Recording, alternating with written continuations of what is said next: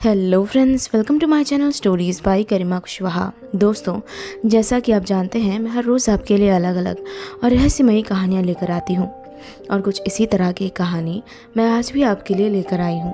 तो चलिए शुरू करते हैं हमारी आज की वीडियो। मैं इस तरह उसी डिस्पेंसरी में रहने लगी और वहाँ रहते रहते मैंने उस डॉक्टर को भी देख लिया। वो बहुत सीधा और एक नेक इंसान था।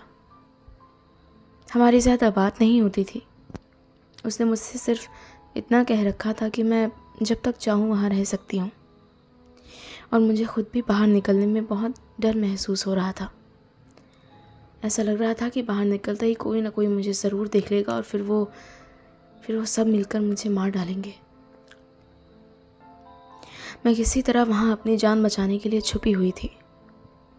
मिस्टर एलन हर रोज़ वहाँ आते, उनका काम करते, मेरे लिए कुछ खाने या पीने का सामान छोड़ जाते और बदले में मैं उनके क्लिनिक की साफ़ सफाई कर दिया करती थी। सब कुछ इसी तरह चल रहा था, पर एक दिन न जाने कैसे किसी को मेरे वहाँ होने का शक हो गया। मैं भी नहीं जानती। वो शायद एक पेशेंट था जो वहाँ अपने इलाज करवाने आया था, और फिर उसके बाद उसने डॉक्टर से कुछ अजीब सवालात करने शुरू कर दिए। मैंने देखा है डॉक्टर साहब, ऐसा लगता है कि आपकी डिस्पेंसरी में और भी कोई रहता है। आप अकेले तो नहीं लगते। फ़िलहाल तो मैं यहाँ अकेले ही काम कर रहा हूँ। हाँ, आपकी नज़रों में कोई हो जो मेरी मदद कर सके तो बताइएगा ज़रूर, मुझे बहुत ज़रूरत है। हाँ, अजीब बातें करते हैं। मुझे तो लगता था कि पहले ही आपके पास कोई है आपकी मदद करने के लिए।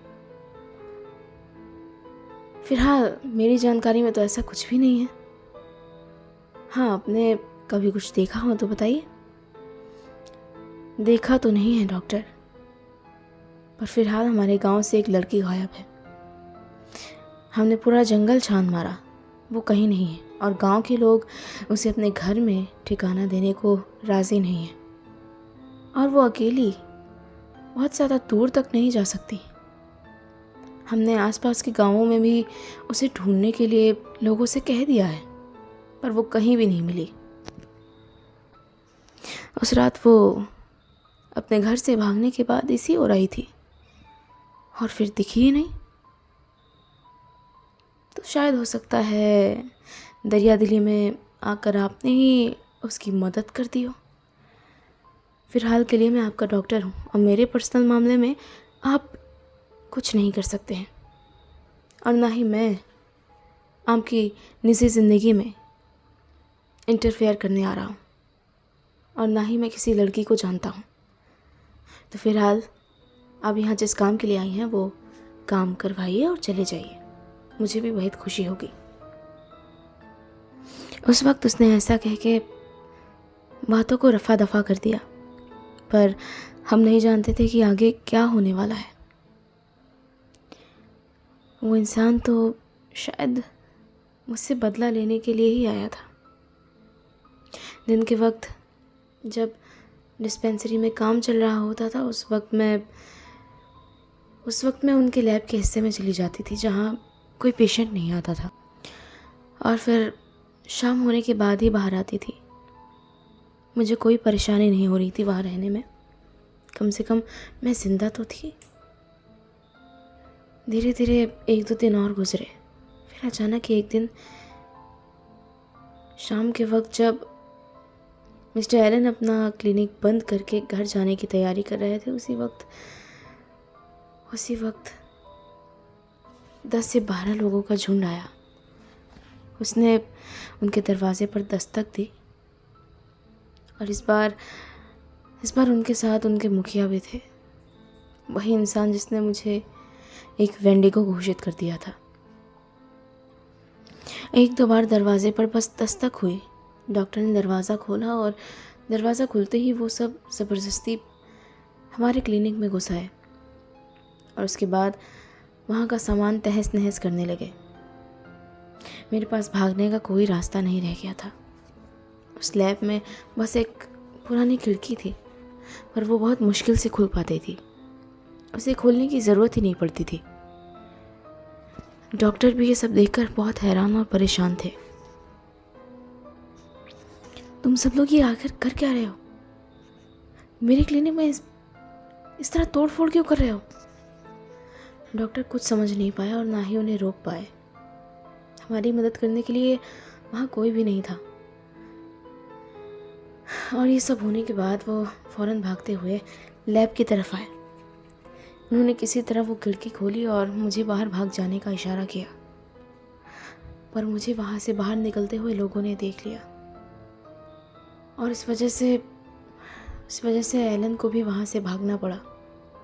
वो लोग बहुत गुस्से में थे। जब हम बाहर निकले तब वहाँ और भी लोग थे जो हमारा इंतज़ार कर रहे थे। एलन वहाँ रुककर उन्हें रोकने की कोशिश करने लगा।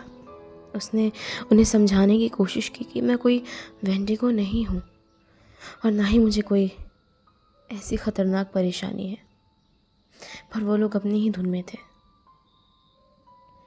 वो लोग अपना मन बना चुके थे कि उन्हें मुझे मार के ही दम लेना है, और इसलिए उन्होंने एलन की कोई बात नहीं सुनी। पर उसी बीच मुझे वहाँ से भाग जाने का मौका मिल गया। मैं अपनी पूरी जान लगाकर भाग पड़ी और भागते भागते जंगल के बीचों बीच एक पुराने गुफा के सामने पहुँच गई। मुझे डर लग रहा था। मैं उसके अंदर नहीं जाना चाहती थी, पर पीछे जो लोग आ रहे थे वो उससे भी ज़्यादा ख़तरनाक थे, और इसलिए मैंने फ़ैसला किया कि अब मैं आगे बढ़कर उस गुफा के अंदर चली जाऊंगी। कुछ आगे बढ़ने के बाद मैंने देखा वो गुफा आगे से खुली और साफ़ सुथरी है। कहीं दूर से रोशनी नज़र आ रही थी और एक किनारे से एक छोटा सा पानी का सोता फूटा हुआ था, और वहाँ बहुत से ऊंचे नीचे और ऊपर खाबड़ पत्थर थे। मैं उन्हीं पत्थरों के पीछे छुप गई थी और मुझे नहीं ध्यान कि मैं कब तक वहाँ छुपी रही थी। और इस बीच उन लोगों ने एलन के साथ क्या किया मुझे कुछ भी नहीं पता। पर जब मैं वापस आई, जंगल खाली था और एलन गायब था। उसके क्लिनिक तक जाने की हिम्मत मैं नहीं कर पाई।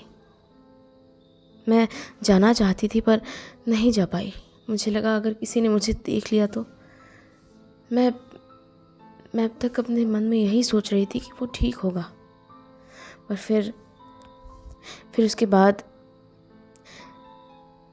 एक दिन जब मैं उन्हीं जंगलों में छुपते हुए भटक रही थी, तब वहाँ मैंने एलन का कोट देखा जो ज़मीन पर पड़ा हुआ था।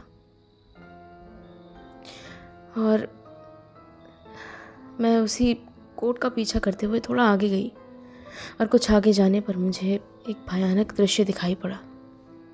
एक पुराने पेड़ से किसी को बांध कर रखा हुआ था। ऐसा लग रहा था कि वो मर चुका है। किसी की लाश मालूम हो रही थी। अब तक इस बात को 3 या 4 दिन बीत चुके थे। मैं रात के वक्त ही उस जंगल में घूमती, खाने पीने का सामान इकट्ठा करती और वापस उसी गुफा में छुप जाती थी। मेरे पास और कोई चारा नहीं रह गया था। मैं जब उस इंसान के पास गई जो उस पेड़ से बंधा हुआ था, तब मैंने गौर से देखने पर पाया कि वो एलन था। उसे बहुत बुरी तरह पीटा गया था। उसका चेहरा नहीं पहचाना जा रहा था, और उसे देखकर ऐसा लग रहा था कि शायद वो मर चुका है। मैं उसके और करीब जाती, पर तभी अचानक मैंने किसी के पैरों की आवाज़ सुनी, और मैं वापस उस जगह से दूर भागने लगी। मुझे ये देखकर बहुत दुख हुआ कि मेरी वजह से मेरी मदद करते हुए एलन की ये हालत हो गई। इसके बाद मैं काफ़ी दिनों तक वापस जंगल की तरफ नहीं गई, और एलन भी गायब हो गया। बस यही कहानी थी आपकी? हाँ, फिलहाल तो। पर इसे ये तो नहीं पता चल रहा था कि ये वेंडिगो कौन है। क्या आप इसी वेंडिगो के डर से ही यहाँ छुपी हुई हैं? मुझे शैतान से ज़्यादा इंसान से डर लगता है और इसलिए मैं यहाँ छुपी हुई हूँ। पर मेरे सवाल का जवाब अभी भी नहीं मिला। ये वेंडिगो आखिर है कौन? ये वेंडिगो और कोई नहीं बल्कि एलन है। एलन है? पर आपने तो कहा था वो मर चुका था। ऐसा मुझे लगा था। मैंने कहा था कि मैं उसके पास नहीं जा पाई ये देखने के लिए कि उसकी सांसें चल रही हैं या नहीं। तो फिर आप इतने यकीन से कह भी कैसे सकती हैं कि वो एलन ही है? वो कोई और भी तो हो सकता है। वेंडिगो के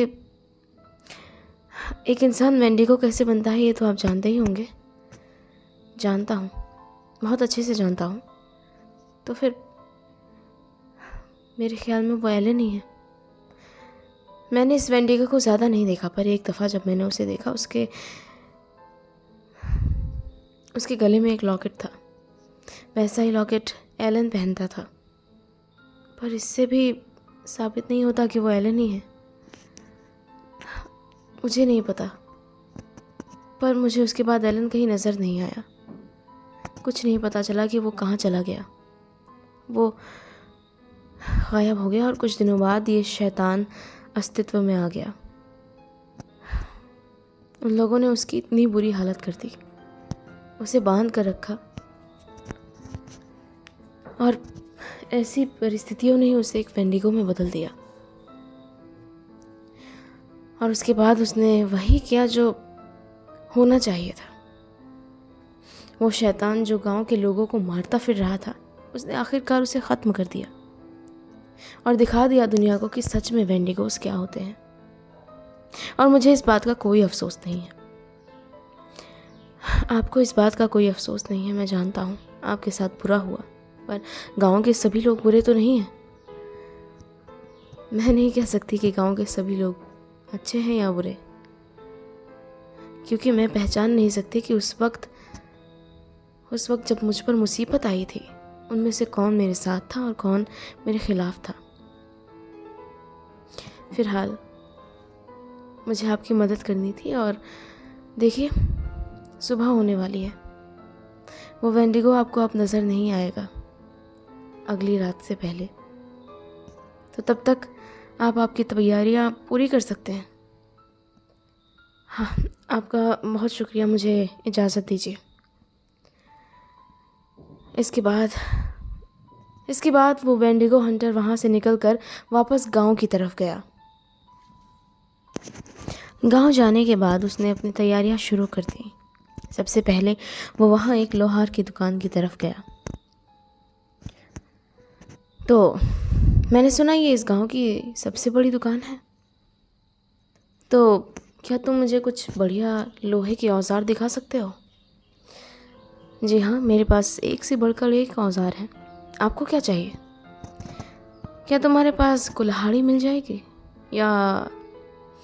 या फिर किसी तरह की तलवार?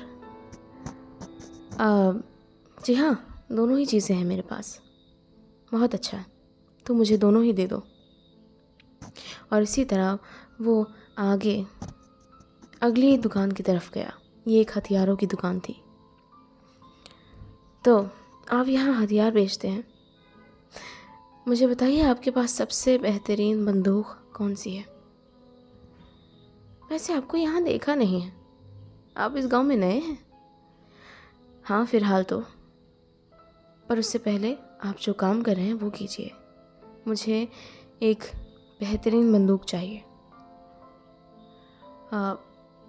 ठीक है, पर हाँ, उसकी कीमत थोड़ी ज़्यादा होगी।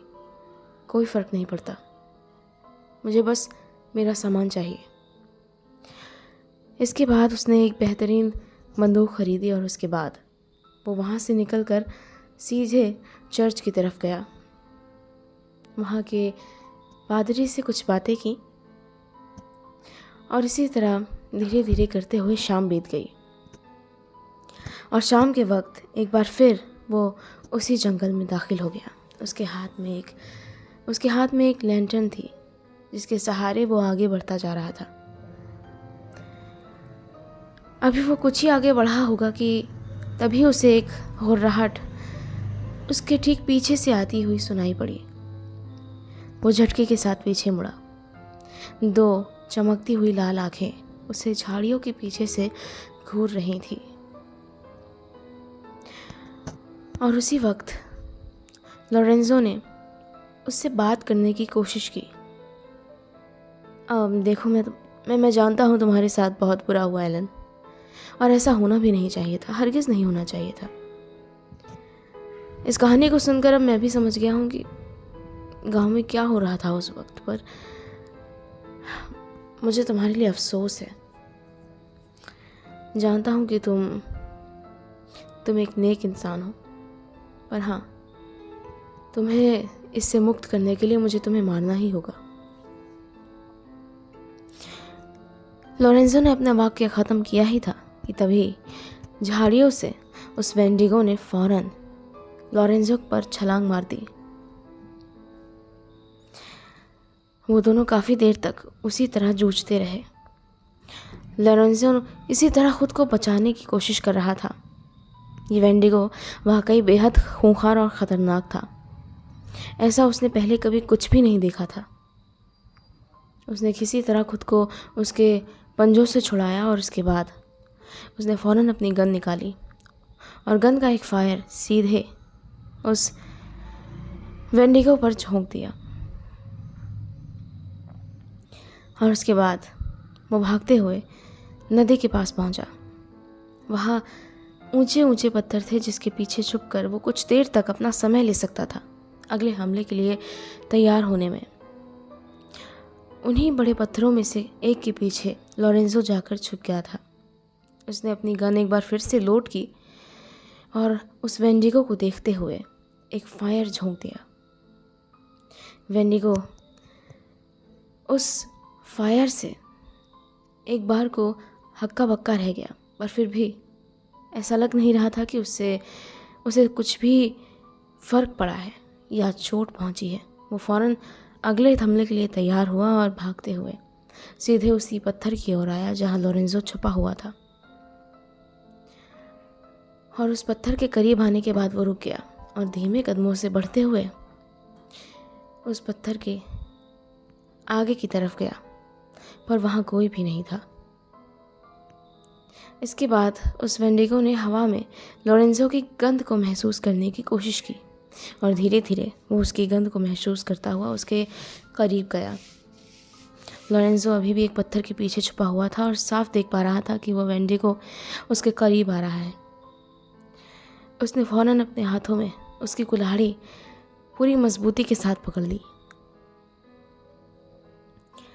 उसके बाद अचानक ही पत्थर की ओट से बाहर निकलकर वो वेंडिगो उसके सामने आ गया। लोरेंजो घबरा गया और उसने फ़ौरन अपने हाथ में पकड़ी हुई कुल्हाड़ियों से उस वेंडिगो पर एक भरपूर वार किया, पर उस पर कोई असर नहीं पड़ा। उस वेंडिगो ने अपने लंबे और मजबूत नाखूनों से उस पर हमला किया और लोरेंजो को गहरी चोट लगी और उसके ज़ख्म से खून बहने लगा। लोरेंजो फ़ौरन वहाँ से दूर हट गया और भागने लगा। भागते भागते वो नदी के बिल्कुल किनारे तक पहुँच गया। वहाँ पहुँचने के बाद उसने आखिरी चीज़ निकाली, वो आखिरी चीज़ जो उसने ऐसे वक्त के लिए बचा कर रखी थी। लोरेंजो को गहरी चोट लगी थी और उसका खून बहुत तेज़ी के साथ बहता जा रहा था। उसने अपने पॉकेट से चांदी की गोलियां निकाली जो वो अपने साथ पहले से लेकर आया था और उसने ये गोलियां अपनी गन में लोड की। वो वेंडिगो भी उसके पीछे पीछे नदी के किनारे तक आ चुका था। अब वो धीमों कदमों से लोरेंजो की तरफ बढ़ रहा था और उसे देखकर लगातार घुर्राता जा रहा था। लोरेंजो ने एक बार फिर से इस शैतान को सर से लेकर पांव तक देखा और गौर किया। उसके गले में वाकई एक लॉकेट था जिसके बारे में उस लड़की ने उसे बताया था। लोरेंजो वक्त नहीं गंवाना चाहता था। कुछ देर तक स्थिर खड़े रहने के बाद उस वेंडिगो ने एक बार फिर से अचानक ही भागते हुए लोरेंजो पर हमला करने की तैयारी शुरू कर दी। वो भागता हुआ लोरेंजो की तरफ ही आ रहा था और लोरेंजो धीरे धीरे बढ़ते हुए नदी की तरफ जा रहा था। उसने फौरन निशाना बांधा और एक फायर वेंडिगो की तरफ झोंक दिया। ये चांदी की गोलियां थीं और इसलिए इस बार उसे इस चोट का एहसास हुआ। इस गोली ने उसे काफ़ी नुकसान पहुंचाया था, पर फिर भी वो अभी मरा नहीं था। लोरेंजो जानता था उसे किसी तरह से खुद को स्थिर रखते हुए, पूरे ध्यान के साथ निशाना बांधते हुए उसके दिल पर गोली चलानी थी। वो थका हुआ था, उसके जख्म से खून बह रहा था और इस वजह से उसके हाथ कँपा रहे थे, और फिर भी उसने हिम्मत नहीं हारी थी। उसके पास अब केवल 2 ही चांदी की गोलियां बची थी। उसने वो गोली उस गन में लोड की और उसके बाद निशाना बांधने लगा। वो वेंडिगो अभी भी उसके करीब आ रहा था धीरे धीरे। अब वो भी लोरेंजो की तरह घायल था, पर उसने भी हार नहीं मानी थी। वो धीरे धीरे आगे बढ़ते हुए लोरेंजो पर हमला करने की मुद्रा बना रहा था। लोरेंजो धीरे धीरे पीछे बढ़ता जा रहा था। वो नहीं देख रहा था कि वो अपना अगला कदम कहाँ रख रहा है, और इसी हड़बड़ी में अचानक ही उसका पैर फिसला और वो नदी में जा गिरा। और इस सब के बीच उसके हाथ से गलती से वो गोली फायर हो गई और अब उसके पास सिर्फ वो आखिरी गोली बची थी। लोरेंजो जानता था कि इस वक्त मामला बहुत ख़तरनाक हो गया है। अगर उसने इस वक्त सावधानी से काम नहीं लिया तो उसे वाकई उसकी जान से हाथ धोना पड़ेगा। लोरेंजो ने फौरन वो आखिरी गोली भी उस बंदूक में लोड कर दी और अब वो उस वेंडिगो पर फिर से निशाना बांधने लगा। वो वेंडिगो उसकी तरफ देखकर घुर्राया और भागते हुए उसकी तरफ आया और कुछ दूरी से ही उस पर छलांग लगा दी। और इसी बीच लोरेंजो ने वो आखिरी गोली भी उस वेंडिगो पर दाग दी। किस्मत से उसका निशाना सही बैठा। ये गोली उस वेंडिगो के सीने के आर पार हो चुकी थी और वो तड़पता हुआ ज़मीन पर गिरा पड़ा था। लोरेंजो लगातार उसकी तरफ देख रहा था। वो शैतान कुछ देर तक ज़मीन पर गिरकर उसी तरह तड़पता रहा और भयंकर तरीके से चिल्लाता रहा, हुर्राता रहा। पूरा गांव और पूरा जंगल उस रात उसकी चीखों से खौफ में आ गया था। कुछ देर तक उसी तरह तड़पने के बाद आखिरकार उसने आखिरी सांस ली और उसके साथ ही वो अपने पुराने रूप में वापस आ गया था। Doctor Elon. लोरेंजो उसके करीब गया। उसने उसे गौर से देखा। इतने सालों बाद भी उसका चेहरा इतना सीधा और मासूम था कि उसे देखकर ये कहा ही नहीं जा सकता था कि कुछ देर पहले तक वो कितना खूंखार शैतान बना हुआ था। उसकी आंखें खुली हुई थी। लोरेंजो उसके करीब गया और उसने उसकी आंखें बंद की और मन ही मन उसके लिए प्रार्थना की और धीरे कदमों से चलते हुए जंगल की तरफ गया। उसने अपने ज़ख्म पर अपना हाथ रखकर किसी तरह खून को बहने से रोका हुआ था। वो धीरे धीरे चलते हुए उसी झोपड़ी के पास गया जहाँ कल वो रुका था। वो उस लड़की को बताना चाहता था कि वो वेंडिगो मारा गया और एलन को आखिरकार मुक्ति मिल गई। वो उस झोपड़ी के करीब गया। आज ये झोपड़ी कल के मुकाबले बहुत ही अजीब नज़र आ रही थी। ऐसा लग रहा था कि ये झोपड़ी जली हुई हो बुरी तरह से। उसने जब दरवाजे को खोलने की कोशिश की, वो दरवाज़ा बहुत आसानी के साथ खुल गया। घर के अंदर का सामान भी उसी तरह दिख रहा था। सब कुछ जला हुआ दिख रहा था और कल से बेहद जर्जर हालत में। लोरेंजो को समझ नहीं आया कि आखिर सिर्फ रात भर में यहाँ क्या हुआ। उसने 1-2 बार उस लड़की को आवाज़ लगाने की कोशिश की, पर कोई फ़ायदा नहीं हुआ। एंजेला बाहर नहीं आई। हार कर लोरेंजो वापस गांव की तरफ गया। वो वहाँ एक स्थानीय वैद्य के पास गया जहाँ उसने अपना इलाज करवाया जिसकी उसे इस वक्त बेहद ज़रूरत थी। उसके बाद उसने उसी से पूछना शुरू किया, वैसे तुम्हें इतनी गहरी चोटें लग कैसे गई? बस ऐसे ही। इस गांव के जंगल के बीचों बीच एक झोपड़ी है, वो किसकी है? वो झोपड़ी वो एक लड़की की थी, ऐसा मैंने सुना था, पर पक्का नहीं कह सकता। मैंने सुना था कि वहाँ कोई लड़की रहती थी और फिर गांव वालों ने उसे जलाकर मार डाला था। पर हाँ, उसकी झोपड़ी में आग लगा दी थी और वो उसी झोपड़ी के साथ जलकर ख़त्म हो गई थी। पक्का? तुम पक्का कह सकते हो? मुझे नहीं पता, पर मैंने ऐसी ही कहानियाँ सुनी हैं। और देखो, मैंने तुम्हारी पट्टी कर दी है और अब तुम ठीक हो जाओगे। ड्रेसिंग करवाते रहना, ठीक है? इसके बाद लॉरेंजो उस गांव से बाहर आ गया, किसी नए वेंडिगो की तलाश में, किसी नई जगह की तरफ।